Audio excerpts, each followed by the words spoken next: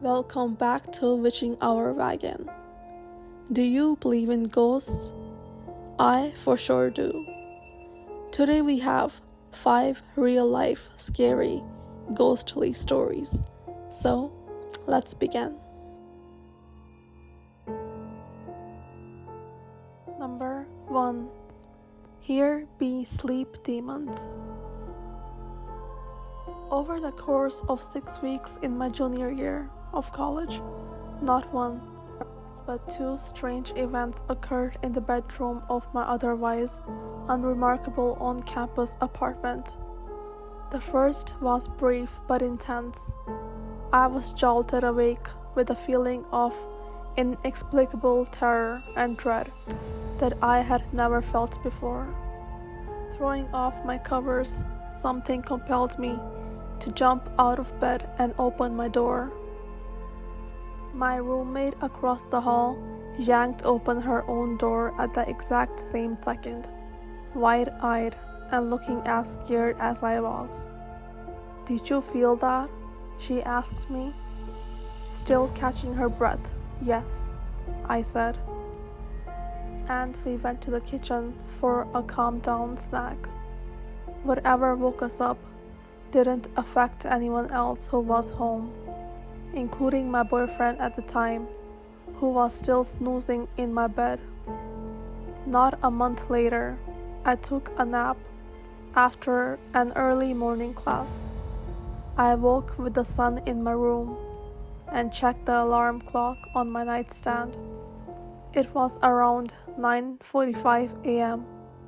That's when I saw it.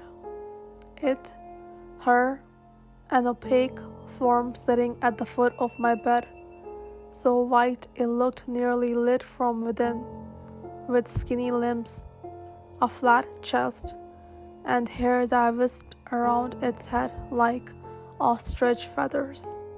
I was more fascinated than afraid until I tried to sit up and realized that I couldn't.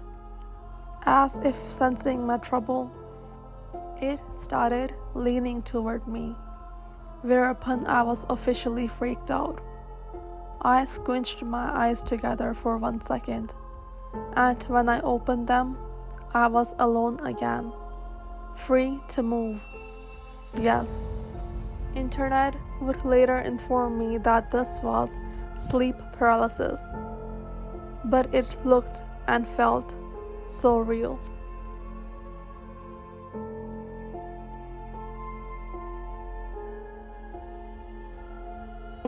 Number 2. A visit from the previous tenant. Back in 2014, I had a friendly ghost encounter at my old apartment in Gramercy, one of New York City's oldest neighborhoods. It was late fall, and I arrived home early from work on a slower day. After a 45-minute nap, it was around 4:30 p.m. I woke up not because of a blaring siren or a missed call, but because I felt the presence of a woman standing to the right of my bed, situated in the far right corner of my studio. My family is superstitious, and I grew up conditioned to know what it feels like when a spirit is around. So I'm certain I wasn't dreaming. The woman, who I'll call Linda, why not, seemed kind, even as she kneeled down and whispered into my ear. "I burned. I died in a fire, here in this corner," she said. The vision of her standing in a burning kitchen, one that fit the size of my own apartment, built in the late 1800s, flashed across my mind milliseconds later. Her presence was fleeting, her silhouette foggy. She was gone before I realized what happened. She never presented herself again.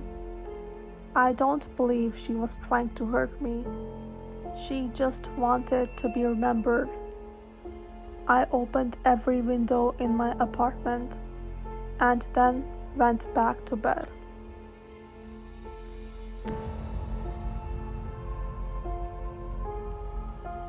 Number 3.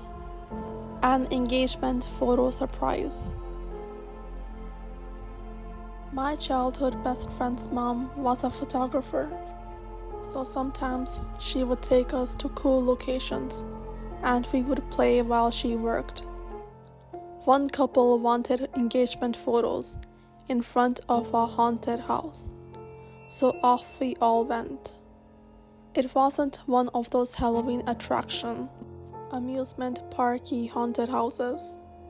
It was an actual abandoned mansion that was supposed to be haunted. I thought that there was no way ghosts are real, and wasn't scared at all. My friend and I played around the house, and the day went off without a hitch. Then my friend's mom got the photos developed, and that's when things got weird. At first, it just looked like a smiling, happy couple in front of an old house. But if you looked really closely, you could see white, smoky-looking figures in a couple of the windows. And if you looked super closely, you could vaguely make out facial features. We hadn't seen them there that day for sure, but the camera picked them up. It sounds crazy, but I have been a believer since then.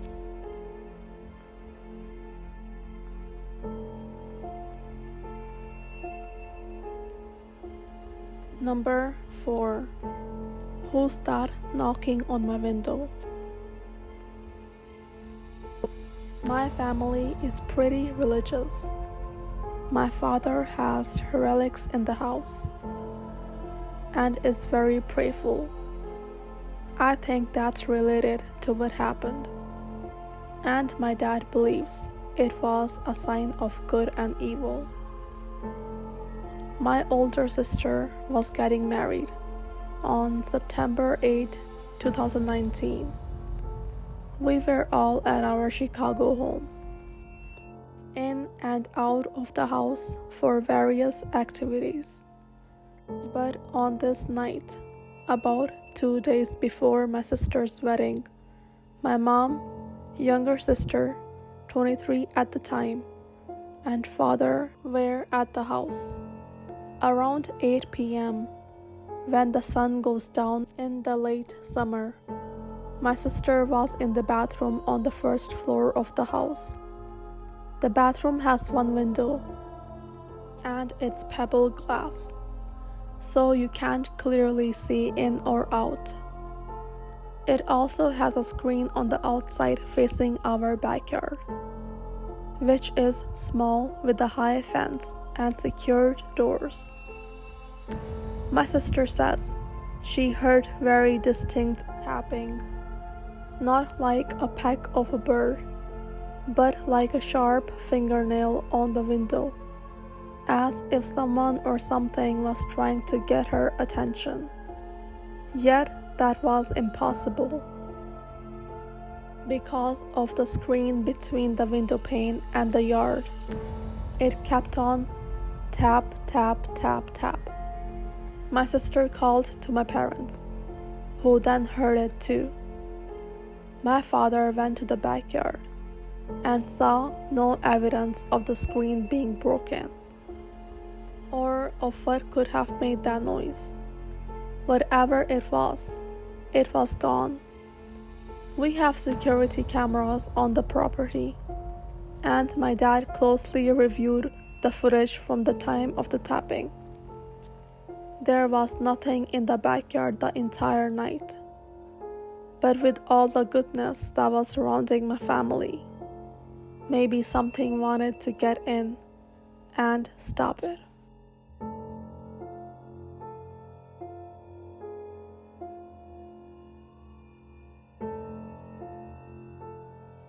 Number 5. Early Navy Days. In my early Navy days, while in training, after boot camp, I was set to stand watch over a schoolhouse on base at night. Maybe it was the power of suggestion, but I remember taking a walk around the building for security checks and noticing that despite the fact that I should have been alone, I was hearing footsteps behind me. I turned around and saw no one. Next time, same building, I had the same thing happen, but this time it looked like I was seeing a dress shoe and navy blue trouser leg from around a corner.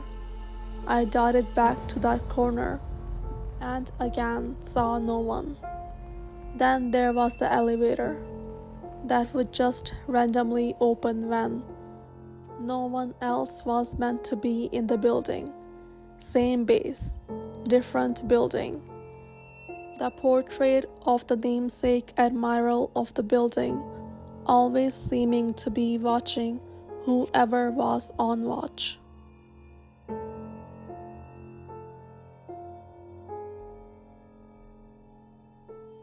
That brings us to the end of this episode of the Witching Hour Wagon.